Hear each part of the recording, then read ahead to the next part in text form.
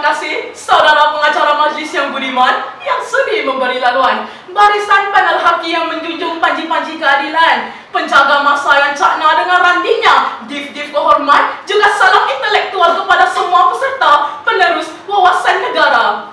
Presiden Soekarno pernah mengatakan, beri aku 7 pemuda, niscaya akan aku menggoncang dunia. Bagi kami berdua pula, hanya memerlukan 7 minit sahaja untuk menggegarkan seisi dewan. Assalamualaikum, salam sejahtera, salam Malaysia Madani. Berdirinya kami di sini bukanlah hendak membazir masa, bukannya hendak memperagakan busana, akan tetapi demi menyampaikan pidato kami yang bertajuk Rukun Negara sebagai prinsip perpaduan demi kejayaan dan kestabilan rakyat. Menurut Kamus Dewan edisi keempat, Rukun Negara ditakrifkan sebagai falsafah utama Malaysia yang mendukung 5 prinsip utama. Prinsip ditaksirkan sebagai asas atau dasar.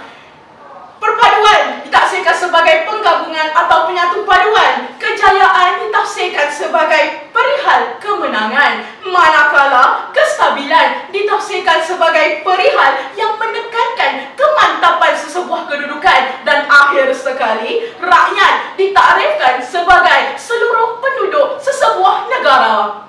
Hadirin yang saya hormati, Malaysia merupakan sebuah negara yang masyarakatnya terdiri daripada rakyat berbilang kaum yang mempunyai nilai hidup sosial, kebudayaan dan kepercayaan yang berbeza. Ini menyebabkan perpaduan agak sukar untuk dicapai kerana setiap orang mempunyai kepercayaan dan pandangan hidup yang berbeza. Oleh itu, kita memerlukan sesuatu yang dapat mengeratkan perhubungan sesama rakyat dan membolehkan kita hidup bersama dengan aman dan harmoni di bawah bumbung yang sama, tidak kira sama ada dari kaum atau status yang berbeza. Sehubungan itu, Rukun Negara telah diisytiharkan oleh Duli Yang Maha Mulia Seri Paduka Baginda Yang di-Pertua Agong Tuanku Ismail Nasiruddin Shah pada 31 Ogos 1970.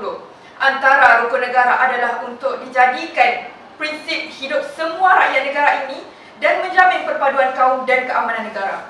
Rukun Negara seharusnya dijadikan panduan oleh setiap rakyat yang mengaku dirinya sebagai warga negara Malaysia. Sekiranya panduan ini sentiasa dipatuhi, pastinya ia akan membentuk rakyat yang berkualiti. Rakyat yang berkualiti bersinonim dengan warga negara yang bermutu tinggi dan tinggi nilainya. 5 prinsip Rukun Negara. Hadirin sekalian, kita pastinya begitu sinonim dengan teks Rukun Negara, memandangkan kita sudah biasa mengungkapkannya hampir setiap minggu ketika sesi perhimpunan rasmi. Ianya bukanlah sekadar untuk ikrar semata-mata, tetapi ada mesej yang ingin disampaikan. Mari kita tinjau apakah mesej yang ingin disampaikan. Prinsip yang pertama iaitu kepercayaan kepada Tuhan. Setiap agama pastinya menyeru kepada kebaikan. Justru bagi insan yang agama, pastinya mereka percaya bahawa melakukan perkara yang baik adalah sangat dituntut.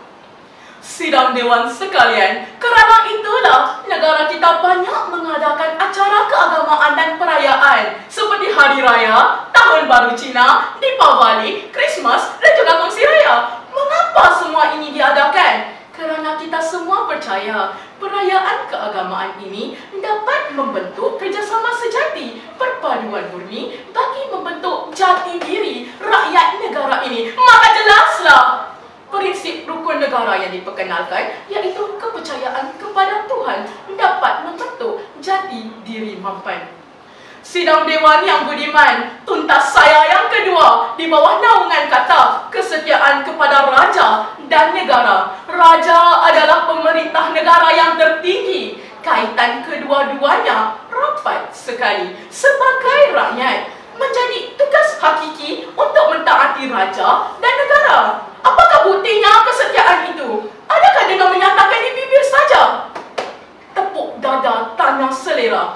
Setiap negeri mempunyai lagunya sendiri yang seni katanya memuji lagi menghargai raja dan negeri. Kerana itulah lagu negeri wajib dinyanyikan setiap minggu sekali bagi menanamkan semangat jati diri terhadap pemerintah dan negeri serta negara. Tidak dapat disangkal lagi bahawa prinsip Rukun Negara iaitu kesetiaan kepada raja dan negara dapat membentuk jati diri yang berwibawa.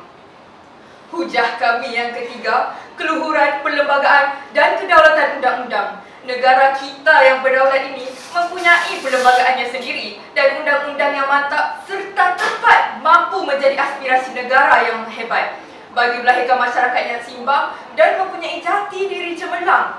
Uniknya perlembagaan di Malaysia ialah mempunyai cara yang istimewa dan sentiasa menjadi panduan bagi pemimpin perlembagaan, dan undang-undang ini inilah sentiasa dipelihara sebagai wadah untuk memastikan jati diri akan terselah dan masyarakat Malaysia akan lahirlah kepercayaan dan keyakinan yang tidak bercapah antara kaum-kaum agar tidak berpecah. Ibarat kata pepatah, seperti telur dua sebandung, pecah satu, pecah keduanya. Bukannya pecah satu, pecah sendiri. Kerana itulah perlembagaan dan undang-undang negara mesti dipelihara dan diawasi setiap masa mengikut keadaan dan perkembangan dunia, kerana ia menjadi asas bagi warga untuk hidup dalam satu kawasan bersama-sama, melahirkan jati diri bertoleransi. Hadirin dan hadirat, tegak-tegakkan badan, rehat-rehatkan minda. Fragmen kata kami yang keempat ialah kesopanan dan kesusilaan. Kesopanan dan kesusilaan adalah perlakuan budi yang begitu tinggi dan haruslah diikuti. Amalan budi ini juga dapat memperkuatkan jati diri insan walaupun hidup dalam kemodenan, kerana moden sahaja tidak bererti jika budi pekerti mati. Kerana itulah kerajaan begitu hebat mengadakan pelbagai kempen kesopanan dan kesusilaan seperti kempen budi bahasa dan hidup berjiran kepada rakyat tempatan agar menjadi pegangan dan amalan dalam kehidupan, dan akhirnya terbentuklah perpaduan demi kejayaan dan kestabilan rakyat. Maka di sini ingin kami tegaskan sekali lagi bahawa secara konklusifnya membuktikan rukun negara dapat melahirkan rakyat yang berjati diri, saling mengeratkan perpaduan demi kejayaan dan kestabilan rakyat. Negara turut mempunyai rakyat yang beridentiti, berkualiti serta stabil dari pelbagai segi. Tak tumbuh, tak melata, tak sungguh kami tak kata. Akhir kalam, laksana